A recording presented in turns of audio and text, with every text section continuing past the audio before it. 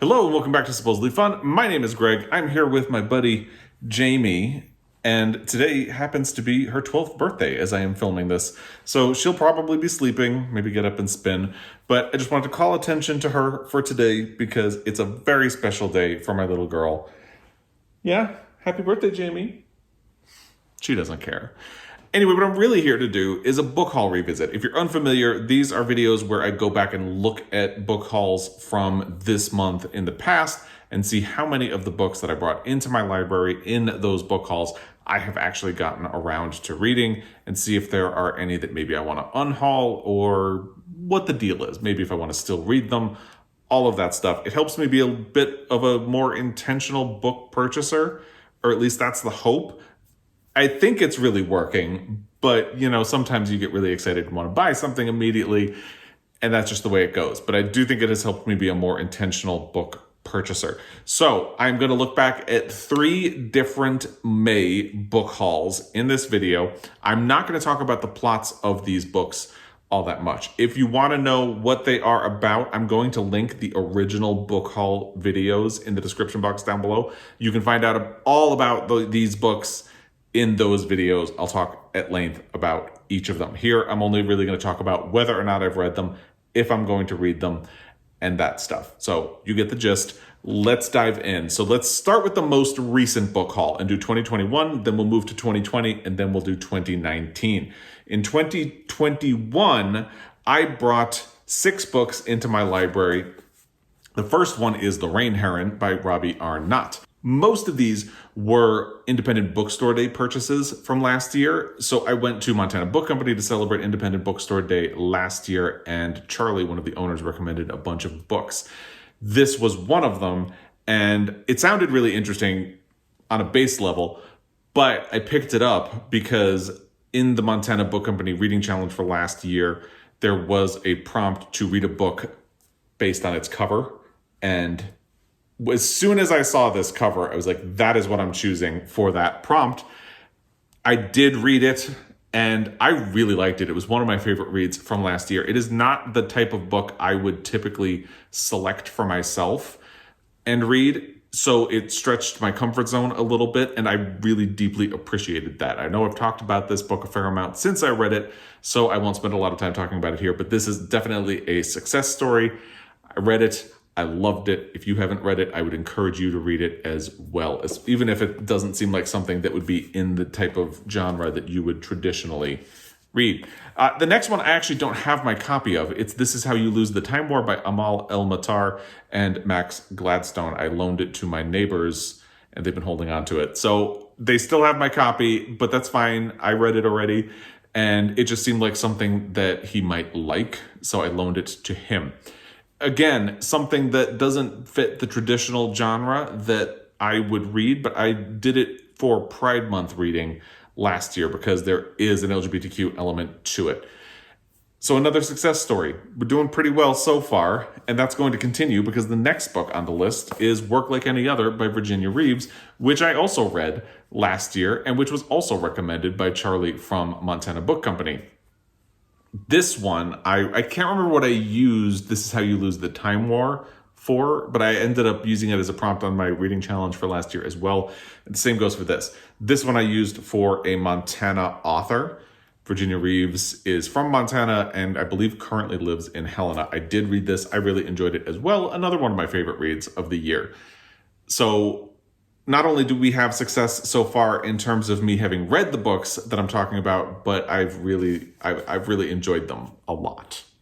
The next one is the first fail, and that is Paying the Land by Joe Sacco. I had heard good things about this graphic work, and when I saw it in the Montana Book Company on Independent Bookstore Day last year, I picked it up. And I really just assumed that I would manage to fit it in pretty easily since it is a graphic work, and I never managed to get to it in 2021. Still want to read it, so I'm going to keep it, and hopefully I will get to it in 2022. I've seen it a couple of times on my shelf and thought, ooh, some weekend I need to sit down with that, but I've always had a different priority. So I'm going to hold on to this, and hopefully some Saturday or Sunday morning, I will sit down with this with a cup of coffee and a puppy friend and dive into this. I think once I actually pick it up, it will go pretty quickly. And I have heard good things about it, so I still want to get to it. So this is one that I will definitely hold on to and hopefully get to at some point in the near future. The next book is The Story of the Night by Colm Tóibín.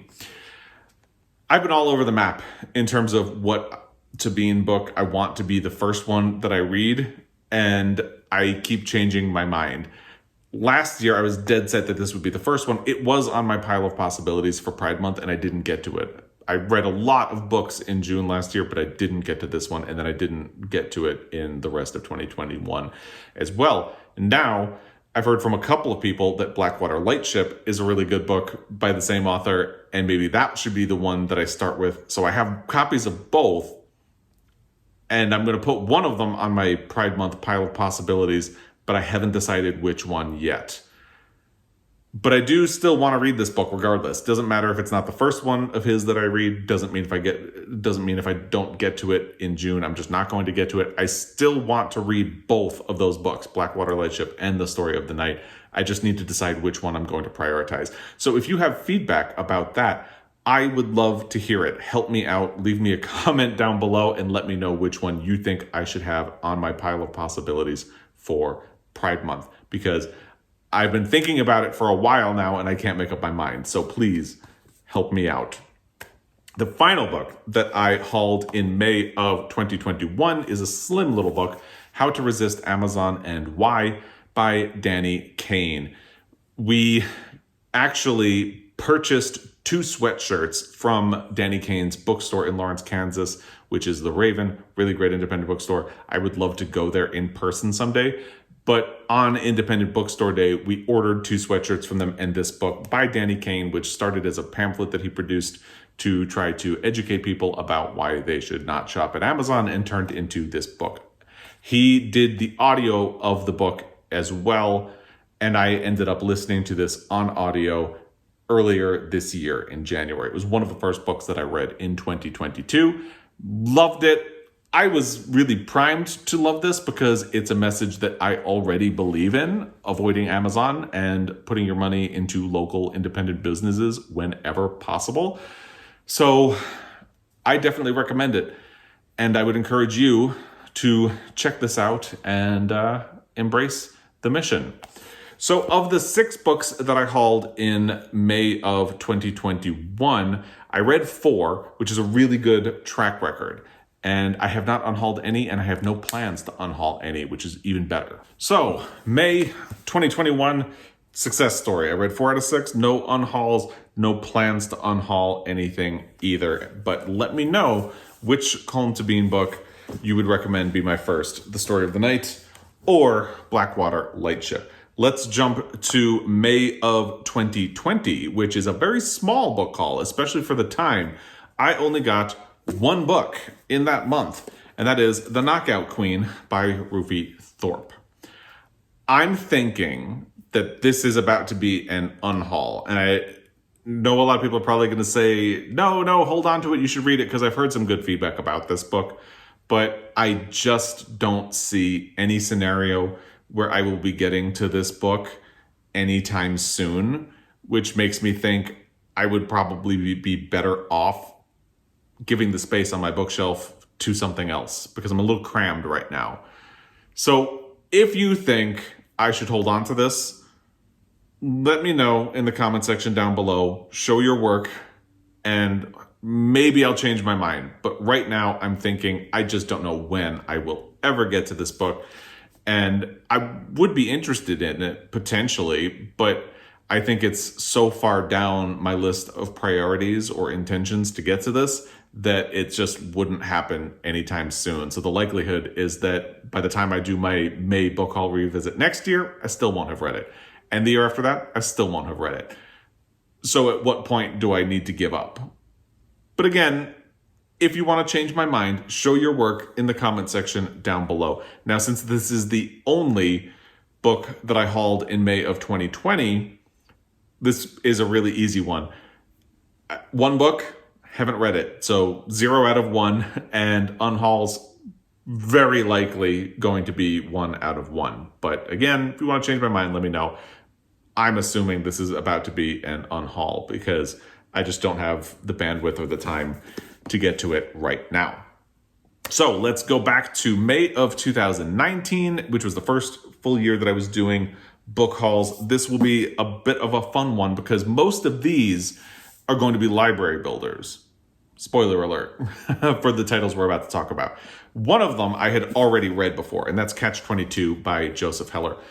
2019 was my first full year on BookTube. I started my channel at the end of December 2018, so I barely had a channel in 2018. But as I started talking about books in 2019, I spent a lot of time talking about some of my favorite books, and I realized for some reason I didn't have a copy of Catch-22, and I used to have a copy of Catch-22. I have no idea where it went, how it disappeared, or why, but I wanted to have a copy of it, and I was really thinking about a reread at that time, because part of me wonders how the humor or a lot of the stuff in this book would land with me now. I read it when I was about 20 years old, maybe, and I loved it. I would say it's one of my favorite books.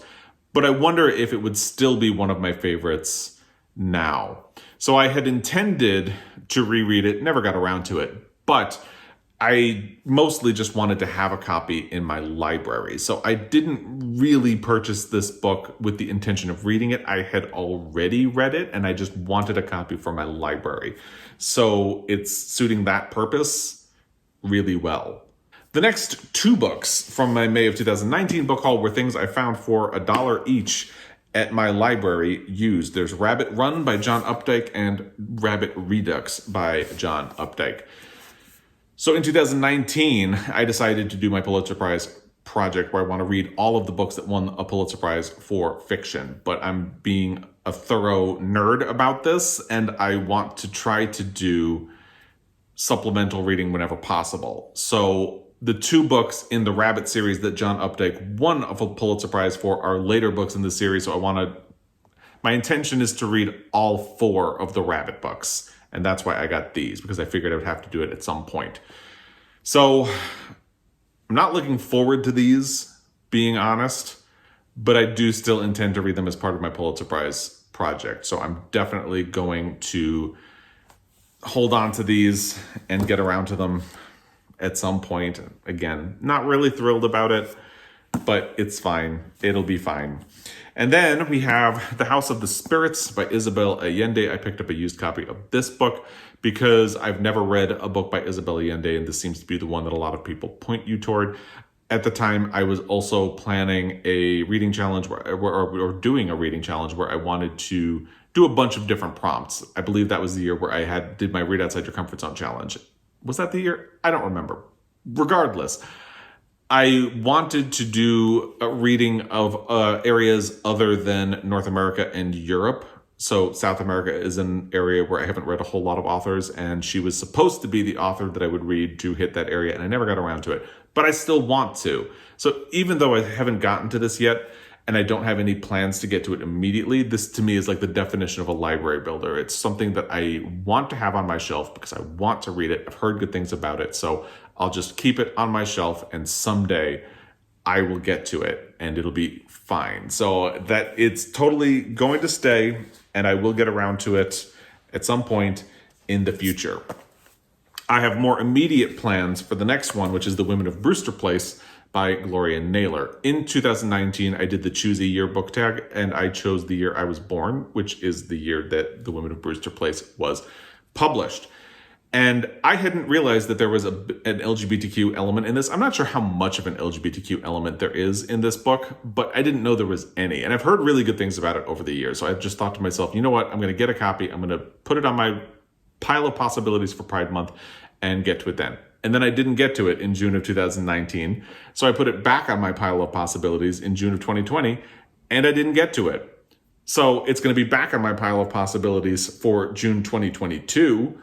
But this year, I'm really hoping I will get to it. If I don't get to it in June, I'm still going to read it, because one of the prompts on Montana Book Company's 2022 reading challenge is to read a book the year you were born. I mean, come on. So I will finally get to this book this year if all goes well, and I'm really looking forward to it. So it's not going anywhere. It will be staying on my shelf. The final book is something that I'm also considering putting on my pile of possibilities for Pride Month, but it's a little unwieldy right now, so I have to make some tough cuts. Maybe this will be a cut, but I still definitely want to read it. So again, spoiler alert, it's not going anywhere. It's Amateur, A Reckoning with Gender, Identity, and Masculinity by Thomas Page McBee. It's about masculinity. It's about transitioning. Thomas Page McBee, I believe, is transgender, and I am definitely still wanting to read this book, so I will at some point. So here's the bad news. Though there were 6 books that I hauled in May of 2019. Of those, I've only read 1, and it's a book that I had already read in the past. That's Catch-22. So I haven't read any of the new books, the 5 books that I had not read before. But here's the good news. None of them are unhauls, not even the Updikes that I'm not really looking forward to, because I still want to read all of those, even though the Updikes are just for my Pulitzer Prize project. And without that, I probably wouldn't get to them anytime soon. But all of those will be sticking around. Now, I didn't do any math on the overall picture of the last 3 Mays. So there were 6 books in May of 2021, 1 in 2020, and another 6. So that's 13 books overall in the past 3 Mays. And of those, I have managed to read, well, 5 if you count the one that I had previously read. Really 4, since that's what I read after it was originally hauled. So 4 out of 12, let's call it, since that 13th will be the one that I had already read. 4 out of 12 is not great, but here's the other thing that's not so bad. Only one of these books is looking like it's going to be an unhaul. The rest I will hold on to and get to at some point, and that's pretty good. So again, if you have feedback on any of these titles, anything you think I should prioritize, let me know in the comment section down below. Again, happy birthday to Jamie, who you can't see because she's just passed out asleep right here. And as always, I really appreciate your time. I will be back. Until next time, happy reading.